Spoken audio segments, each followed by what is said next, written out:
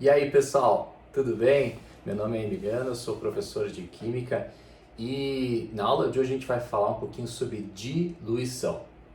Bom, vamos começar falando sobre o que é diluição e onde é que a gente usa, tá? Então você provavelmente já deve ter feito alguma diluição, tá? Existe aquela diluição clássica, por exemplo, você compra um suco de uva. Eu particularmente não gosto do suco de uva muito concentrado, que é do jeito que ele vem. Então eu coloco um pouquinho de água para diminuir a intensidade do gosto. O que eu acabei de fazer é uma diluição perfeitamente válida que provavelmente você tenha feito também. Só que tem gente que faz diluição causando danos às outras pessoas. É possível fazer uma diluição de forma ilícita, que é o caso clássico de adicionar água no leite. Então vamos imaginar que mimosa geralmente dá 4 litros de leite por dia, e aí nesse dia ela deu 2. O que a pessoa mal intencionada pode fazer? Ela pega aqueles 2 litros de leite e acrescenta água. Ela está fazendo uma diluição, nesse caso uma diluição ilícita. Continuando, como é que funciona a diluição? Então eu vou te explicar através de um quadro que vai aparecer aqui na tela, que olha que legal. Então, esse quadro, ele vai ser a maneira que a gente vai registrar aquilo que eu estou falando, tá? Então imagina uma solução inicial, você tem um soluto ali representado pelas bolinhas vermelhas. Só para deixar claro, isso é apenas um efeito didático, porque o soluto não dá para ver. Por definição, uma solução, as partículas do soluto não são visíveis. Mas para efeitos didáticos, vamos imaginar essas partículas de soluto dispostas de maneira organizada como elas estão aí. Elas estão relativamente próximas. O que eu vou promover aí na sequência é a adição de um solvente. A adição de solvente, por exemplo, a água, se for uma solução aquosa, isso vai causar uma alteração na disposição das partículas do soluto. Você pode ver aí no quadro, aqui do lado, que as partículas ficaram mais afastadas. Ou seja, a quantidade de partículas não mudou. O que mudou foi a organização dessas partículas, elas ficaram mais afastadas. Então, quimicamente falando, a gente diz que a solução da esquerda é uma solução mais concentrada e a solução da direita é uma solução mais diluída. Então, tecnicamente falando, diluição é a diminuição da concentração do soluto a partir da adição do solvente, certo? Muito bem. Esclarecida essa primeira parte, que é a parte conceitual, vamos para a parte dos cálculos, que são fundamentais.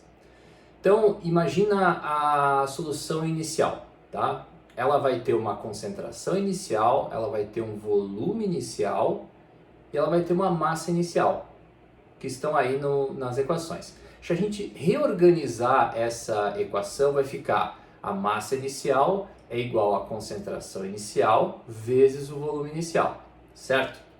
Fazendo a mesma coisa lá para a solução final, a concentração final é a massa final dividido pelo volume final, logo a massa final vai ser a concentração final vezes o volume final, beleza? Dá uma olhada e percebe o seguinte, a massa inicial e a massa final têm o mesmo valor, concordam? Porque a gente já está adicionando apenas solvente. Logo, pessoal, a gente pode dizer que a massa inicial é igual à massa final. E se a gente pode dizer isso, consequentemente a gente vai ter uma equação. E a equação é essa daí que está aqui no quadro, olha. Concentração inicial vezes o volume inicial é igual a concentração final vezes o volume final. Então a gente tem uma equação que permite fazer cálculos de diluição envolvendo as concentrações iniciais e finais e os volumes iniciais e finais. Uma pergunta muito recorrente em cálculos envolvendo diluição é o quanto de água você tem que adicionar, ou o quanto de solvente, se for uma solução que não é aquosa.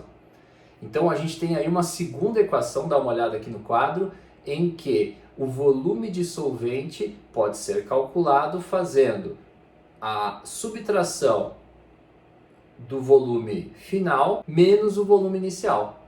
Então, se você fizer essa subtração, o volume final menos o volume inicial, você vai ter o volume de solvente que deve ser adicionado.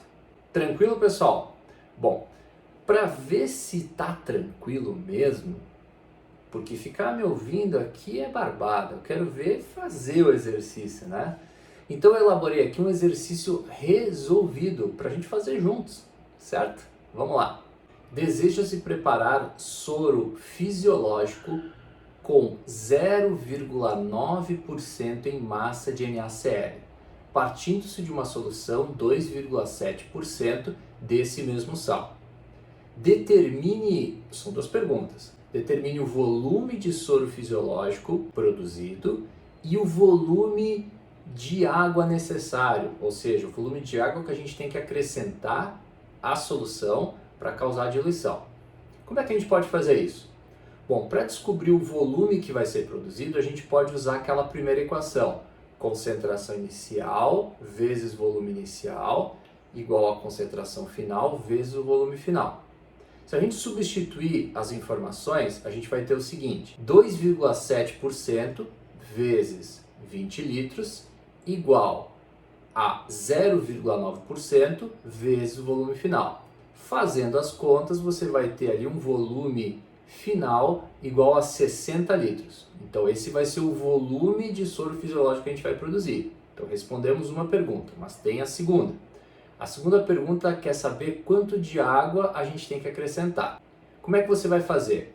Então você vai pegar o volume final, que é 60 litros, e vai subtrair 20 litros, que é o volume inicial.